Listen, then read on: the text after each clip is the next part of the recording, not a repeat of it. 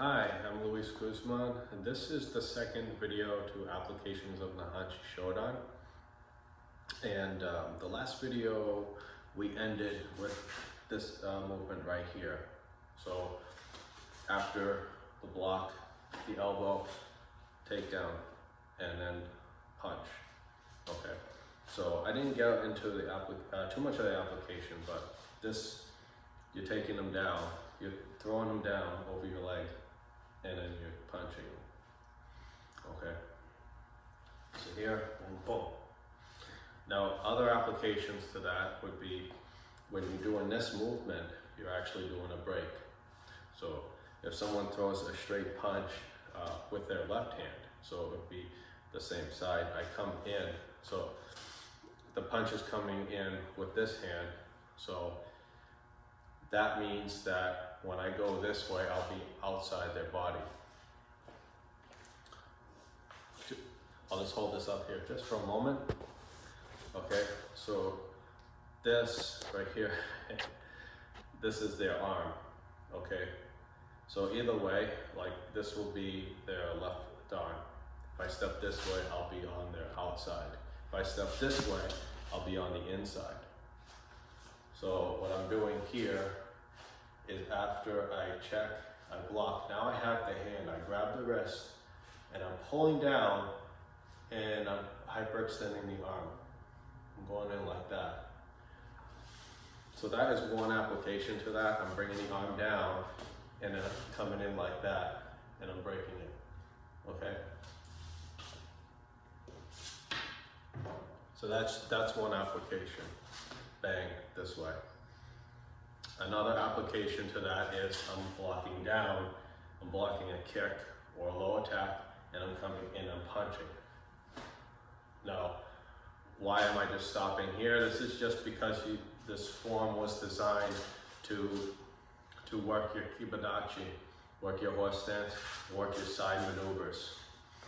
I was told by my Gojuru sensei, Sensei Kato Adams, that your back is against the wall. That's from what I understood. I trust what he says because of his background in the Meibokan Gojuru system.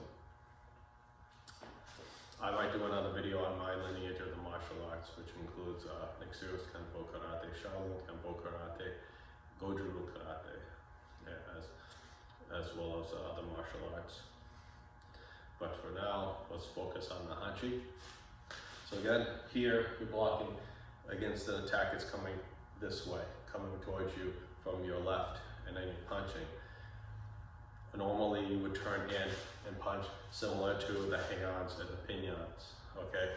You would block and then step in and punch, or go and just twist and punch like that. But for this kata, you're going in here and you're stopping it so you don't hyperextend your shoulder. But again, there's different applications here. Bang, break.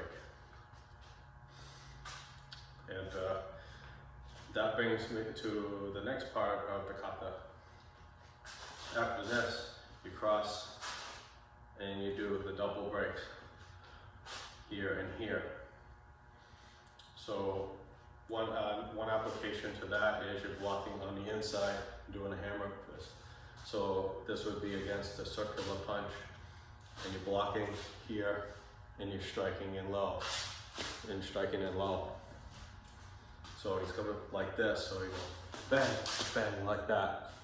Notice I had to move in, I had to move my footwork, so footwork would change, but the hand movements are the same. Or it's against kicks. So a kick comes in, bang, like that. Another interpretation to that is you're doing a takedown. So the guy comes in with a kick, or it could be any kick. You're blocking here, you're striking, then you lift up. Now let's see the movement. And I'm pushing down, like that. So what happens is now I'm striking down on his body, and I'm lifting up on his leg. And that causes his leg to go up and his body to go down, and you're taking him down. So this can this is great for people who are doing sports martial arts. If you find yourself in this position here, you're striking here, then you take them down. Okay, you still have the leg. Hey, guess what? You can do a leg lock from there. Okay, there's a lot of things you do, but you took your opponent down. That's the point.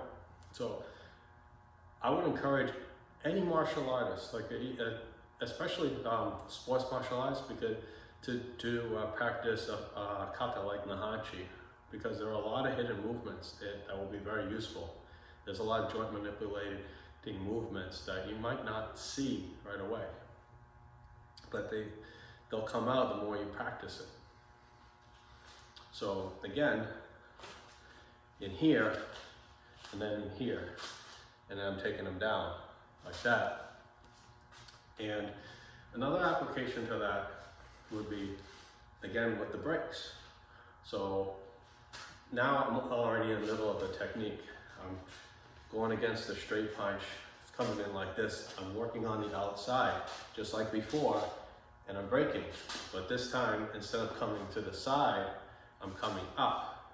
So here, I'm pulling down, and I'm coming up. Now you see the movement? Here. That means I have to turn the wrist, so I'm coming up like that and snapping the elbow. Bang, like that. And then you can go into various other techniques if that's not enough. So we got this, and then we got this and this, and that's what you're doing here. Where you're coming in, you're blocking low and you're striking, blocking low and striking. See? Here. Or you're blocking high and striking, blocking high and striking, you're blocking, striking, pulling up, sweeping the leg, and pushing the body down. These are just a few applications. And one more application to end the video. After this part here, you do this. This is a pretty standard application. Someone grabs your wrist and then you drop your elbow down and you strike the metatarsals or their wrist here. And then you counter with the back punch. Bang, like that. Also called, this actual movement, it's a back punch, but it's actually known as a cannon punch. Bang, because what you're doing is you're sinking down and then coming up. So he's grabbing your wrist, you're striking, sinking down, and you're punching. So you're pulling them down off balance, and then you're striking underneath their jaw. Bang, like that. And other applications might be blocking on the inside, and then you're punching in like this, like that. I don't like that much, but I can see how this would turn into this here. I'd rather do that, and it doesn't seem that straightforward, but I can see how you would be able to do that. How this would be a block. You're blocking the outside of the arm and then punching, or even the inside and punching in like that. But then you'd have to counter because here, and that's later in the form also. But this is very useful. It's very basic. If you're teaching a self-defense class, you want to teach someone defense against the grab, this is a great technique. Someone grabs your wrist, you pull in. It could be either side. It could be across the arm, or same side grab, or across the arm grab. Either way, they're grabbing your wrist, you pull them, striking down, bang, like that. Okay? And yeah, I might review these same techniques in later videos. If you like this video, please subscribe. I'm going to show a lot more. I'm going to try to show at least one video a week. And I hope you liked it, and take care.